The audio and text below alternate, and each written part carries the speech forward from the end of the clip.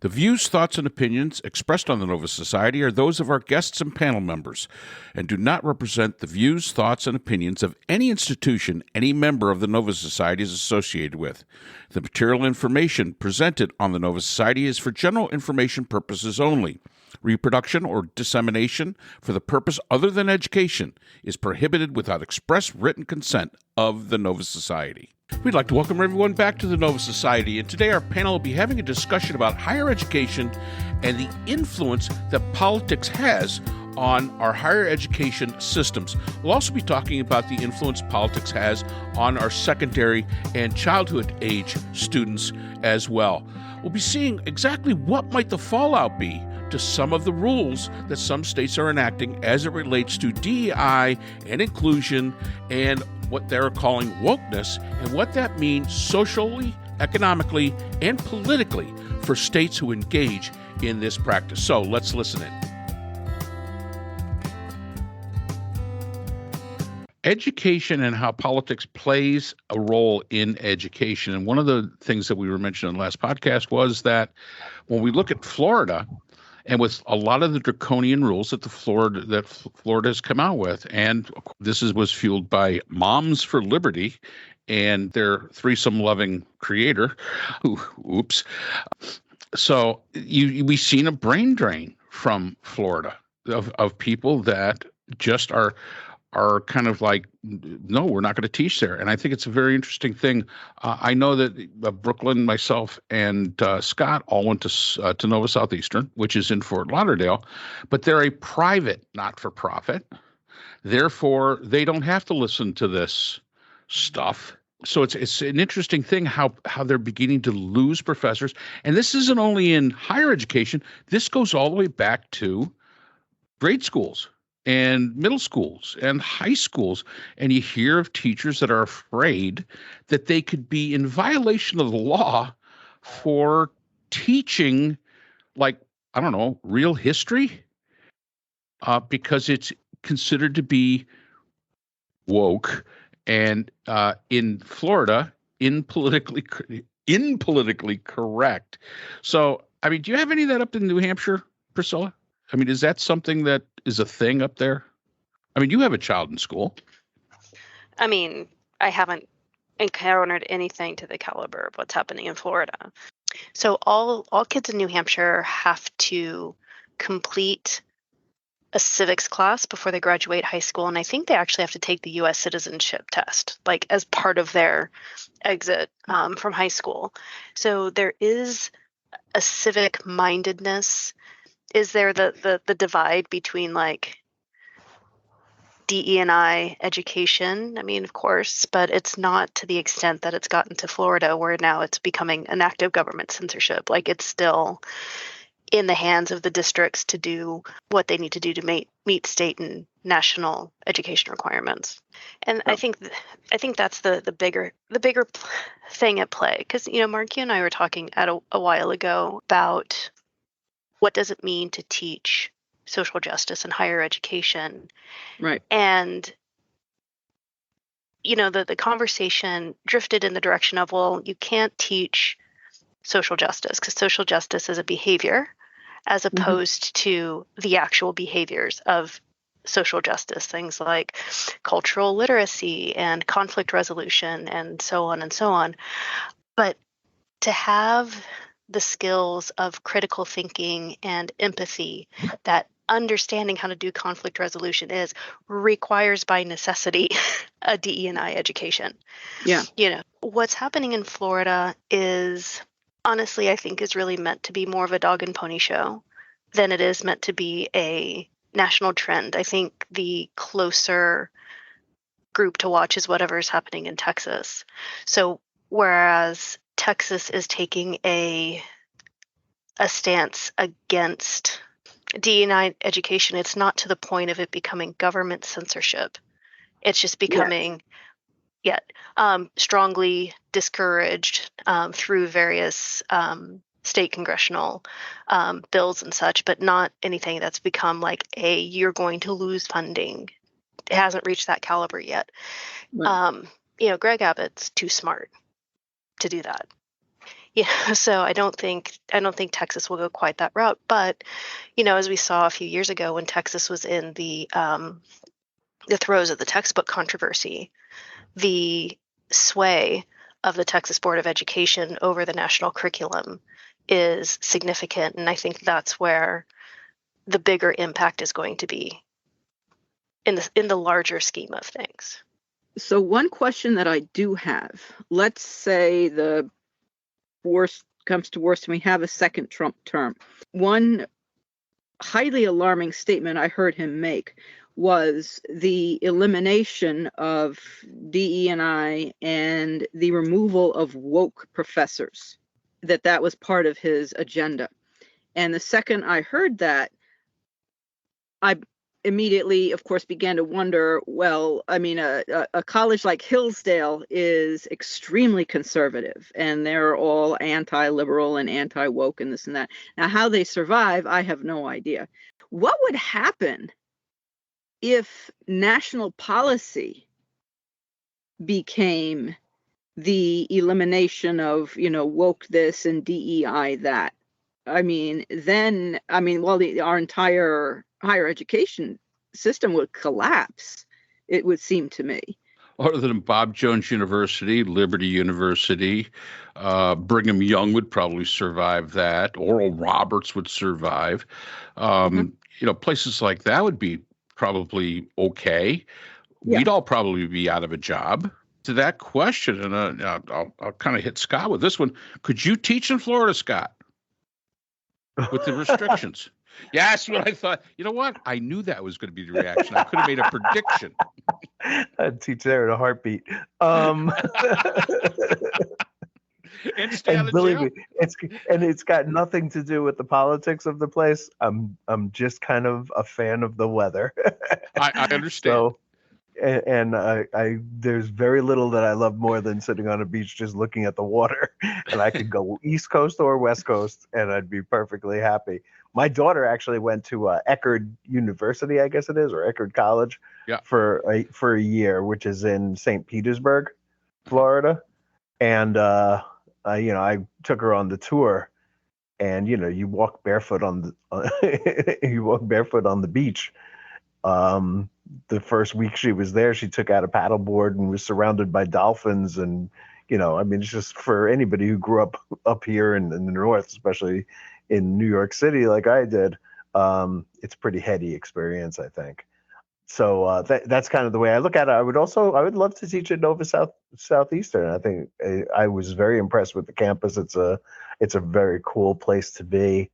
And yeah, I could certainly teach there. I'm not really sure that I would necessarily want to teach at one of their state schools, although the community colleges I think are again, very interesting environments. And one of the things that's great about teaching is you get exposed to a lot of things that you might not otherwise see, the kinds of diversity that's out there, the different students with different experiences. All of these things are kind of what makes it all worthwhile. I taught in the Bronx Community College, and it's just one of the most fascinating places in the world to be. And I really did love it. So here's the thing.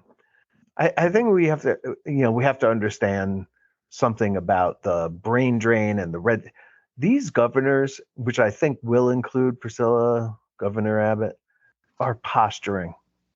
I mean, the one who really started this whole thing was that crazy governor from Wisconsin, Scott Walker, who went out of his way to antagonize professors at the University of Wisconsin and allowed other schools to poach those professors away because of his sort of heavy-handed approach to education. And I think DeSantis has certainly picked up that playbook in his quest to hold a higher office at some point, which I don't think is going to happen. And I think Abbott will as well after he's done doing what he's doing now. on the border, we'll certainly be looking for other things to do that will sort of raise his profile nationally as a quote unquote conservative. I don't know what it has to do with conservatism exactly the way I have always thought of it, but Trumpist certainly. And that other schools and other states, as we've seen, the governor of Kansas, wrecked that state in his desire to put the most extreme conservative, and those are real conservative principles, to bear on that state and just wreck the place. They haven't recovered yet. So I think that there's a number of North Carolina until recently, Tennessee, all of these schools that want to go after DEI and talk about woke and get rid of critical race theory and gender studies and any kind of intersectionality or anything like that, along with the abortion rules after Dobbs, are going to find that, and I think, again, this is a continuation or an amplification of a trend that already existed, that young people don't want to be there, that young people can move to big cities elsewhere, and that they will go. And who gets left behind are older people, poorer people, less educated people. Certainly, I wouldn't expect there to be doctors who are willing to practice medicine in those states. And I think we've seen that. And so I do think the brain drain will continue and will, have a devastating effect on those states and their economies. So Scott, if I may also pose a question to you, what happens if someone like a DeSantis or a Trump or an Abbott comes president and tries to remake the United States into the image of the state of Texas or the state of Florida in terms of the higher education and K through 12? Yeah, so I'm not really sure I have an answer for that, but I think we've said this before. Trump is not really an ideologue, right? He's an opportunist. So he'll allow anybody to do anything as long as they flatter him enough, and and there's something in it for him. So I don't think that Trump has ever been about the ideologue line there in the Republican Party. That lane, there's plenty of people in there, and one of them might someday become the president of the United States, and they will try to use their bully pulpit, and if they have the House and the Senate, possibly laws to move the country further right and to reverse the gains that progressives have been making since, I don't know, the 1950s, certainly the 60s, and up to modern day. So that I think they'll try to do that. I think I don't know that it will necessarily work, because it seems to me that when you're sort of hell-bent on describing education as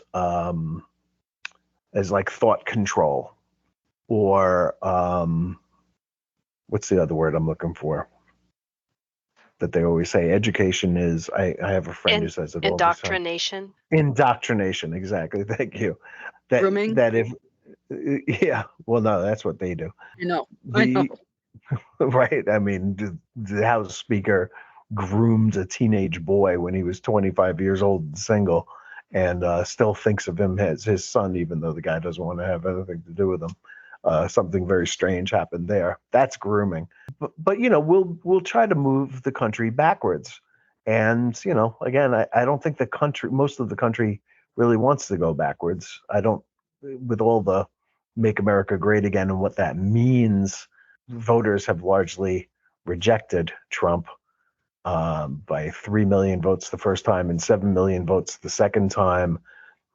My big wacky prediction is that Biden reaches 100 million votes and that Trumpism will be completely rejected if he gets on the ballot. We've had conservative presidents before. It's nothing new. I don't think George W. Bush was ever going to be the education president, right? I mean, he was a pretty ignorant guy himself who, got a gentleman's C in Yale and took it. And I think that people sort of on the right disdain the sort of egghead types, right? I mean, that goes way back, right? Adlai Stevenson ran twice against Eisenhower and lost. So, I mean, we'll grin and bear it, I suppose, if and when it happens. But in the meantime, progressives continue to expand the vocabulary that we have for looking at reality, and conservatives want to turn those things back. I would be incredibly curious if that's the future that we wind up in, is having, a president and someone bold enough to try to enact the Republican 2025 plan. I would be really curious to see what the counterculture becomes, because the counterculture becomes that place for the intelligentsia and the people with common sense tend to flourish. And when it gains enough of a fever pitch, as we saw like in the 1960s, it can make radical social change. And that wasn't even with an organized movement. It was just literally a bunch of people like-minded saying, no, and in their own outlets speaking up against it. I think where the MAGA movement struggles is the fact that it's trying to be a movement. It's trying to have everybody on the same page, but it can't even get its own story straight. And I think another point that was made was here in South Carolina, which is an extremely conservative state, and you would think that plans that are enacted in, say, Florida and Texas, you would think that our governor, McMaster, would be all over. However, it is surprisingly enough that they do not have that kind of a draconian idea toward educating, either at the state level, in the community college level, or at the primary school level, because they have to balance the fact that South Carolina, and I will say, it's a fairly rich state. We have we don't have a deficit here, and it's because of the industry that has come in. And if you have draconian education in your state, a company such as BMW, which up here in the upstate of South Carolina has this massive, absolutely huge plant. In fact, there's this great visitor center you can walk into and through here in South Carolina, and just on the border of Spartanburg County and Greenville County, and it's shaped like a horseshoe. And they've got all of these solar panels out there, and you drive through Spartanburg County and Greenville County, the upstate, and pretty much all throughout the state, you see a lot of solar here. Solar farms. You don't see very many windmills because I guess, it makes the whales nuts, according to some people. But McMaster understands. He may like the draconian idea of get rid of DEI, this, that, and the other, but he understands that if he embraces it, these companies, BMW, Michelin, BASF, Milliken, all of these huge companies that exist here in South Carolina are going to look for someplace else. They're going to go somewhere else because those workers bring their children. Mm-hmm. And their children are going to go to these schools. So I think that's one of those, when we're looking at this, some states have to be a little bit more careful, like South Carolina, which was always agrarian and now is very industrial, as opposed to Florida, which is, as we mentioned last week, tourism. That's the tourist state. Texas, I mean, they have all sorts of different things down there. But I guess it's such a large area but you don't see it as, do you think that, so let me ask you this, do you think this is going to peter out now that Moms for Liberty is kind of like in disarray because their co-founder was found to be having an affair with a woman, and of course that was their big thing about, homosexuality was terrible. How could you do this? We got to take this out of books. Dr. Seuss is doing all this stuff. Now that she's been found, to have had this, and again, that's her choice, but don't be a hypocrite about the whole thing. Do you think this is all going to peter out? I don't think it's going to peter out. I think it's just going to morph into something different, just as the way, the Tea Party, quote unquote, petered out. It became something else, So I think there is enough in the American soup that the conservative right is always going to do its thing. And it's going to be various degrees of frustrating and various degrees of crazy, but it's innate, I think, in the culture. The history of the United States leads me to think that while this is definitely an incredibly trying time, especially as we're living through it, we've had incredibly super controlling presidents on both sides, enact various governmental things that have definitely worked in their favor and maybe not the favor of the people. And then they don't get reelected and someone comes along and changes the rules. So